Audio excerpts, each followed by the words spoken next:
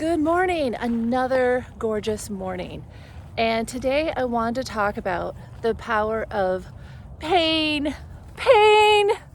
Initially, we all can't stand pain. And when we're in pain, we want to do everything we possibly can to get out of it.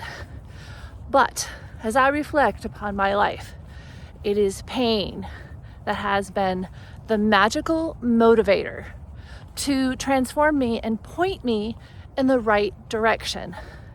So I think it's time to have a different attitude toward pain.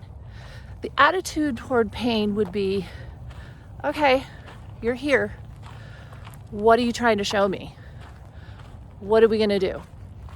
And I'm going to show up and I'm going to see where you take me. What if we had that attitude toward pain? Instead of pointing the finger, seeing who we could blame, even pointing the finger at ourselves and saying how bad we are. None of that helps. It doesn't, it hinders. And it actually distracts you from moving toward more understanding, more wisdom, more love. Yeah. So I was always fascinated by, there's a verse in the Bible, it's in James 1:2. It says, "Consider it pure joy when you face trials of many kinds." So you're supposed to consider trials joyful. And until I embraced that, life was pretty rough and I was a victim and I was oppressed by everyone, including myself. I oppressed myself really well. So, how do you make that transition? It does begin with this prayerful, meditative mindset. You know, every morning I'm just loving coming out here. But even as I lie in my bed and I look out my window and I see the sunrise, just such beautiful moments to be grateful and find gratitude in everything. It just sets the day right.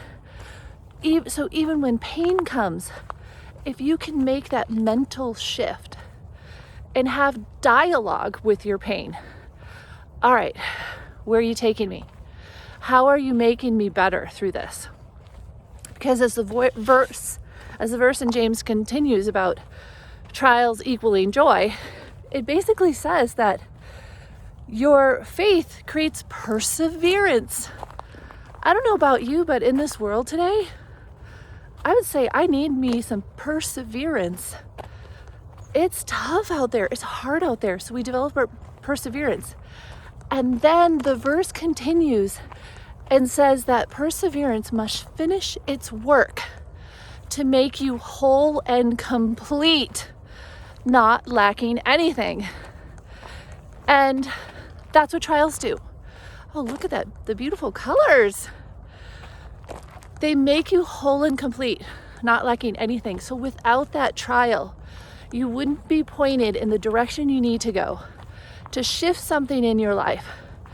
It probably is shifting you to be more loving to yourself and others. It's probably shifting you to forgive someone you need to forgive. It's probably shifting you to offer kindness to that person that's really hard to be kind to. I don't know, you decide for you. What is the purpose of your pain? What is it showing you? And think about it this way.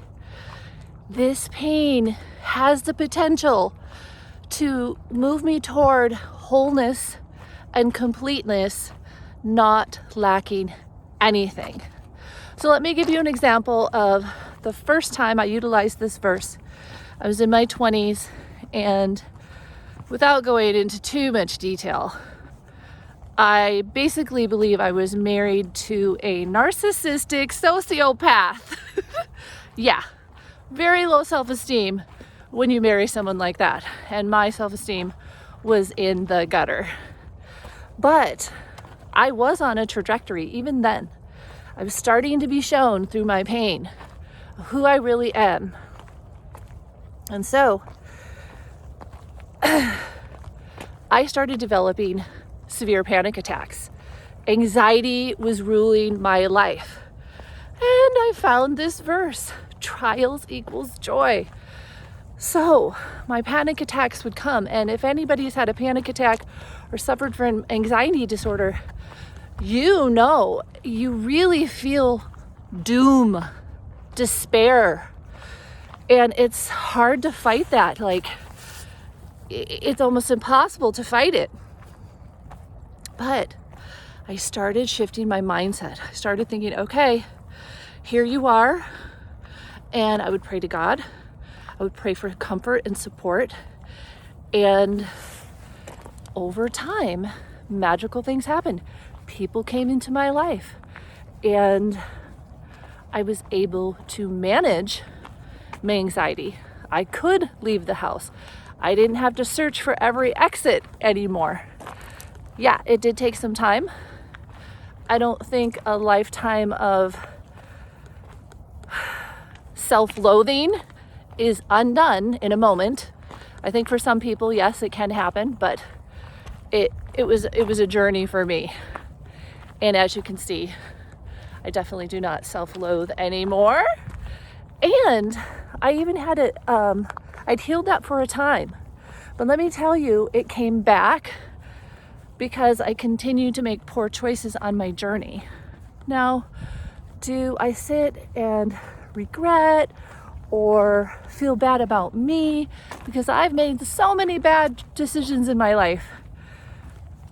No, I don't.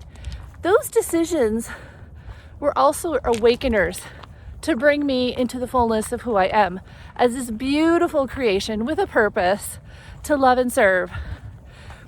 So I can relate to you, the person out there who's made poor decisions, who married not a nice person, someone abusive, who has a really hard time loving themselves, which makes it very hard to love others, who overgives in order to feel loved. I just can't get over the beauty of the colors back there. So I've been in those places, I've suffered, and I've suffered physically. And each time it's, okay, now it's, what are you showing me? My character gets built, and it's amazing. But I will tell you, it required, for me anyway, a complete change in my lifestyle, in how I eat, in how I rest. I kind of tease and say I'm kind of like a little child. I need my rest. I need to lead an intentional life. And so I thrive because I do that. If I overworked, okay, you overworkers out there, overachievers, I was one. The stress of that, let me tell you, all kinds of illnesses came out of that. And you could say, again, the pain was showing me, Kim, you're not meant to overwork like that. You're not meant to work yourself to such exhaustion, pleasing others, or, so you feel better about yourself. That's not the way. So that pain was a gift. All right, my fingers are cold from holding this video camera. And I hope you got something powerful out of this. Please share for me what pain you might be struggling with. All right, thank you. Until next time.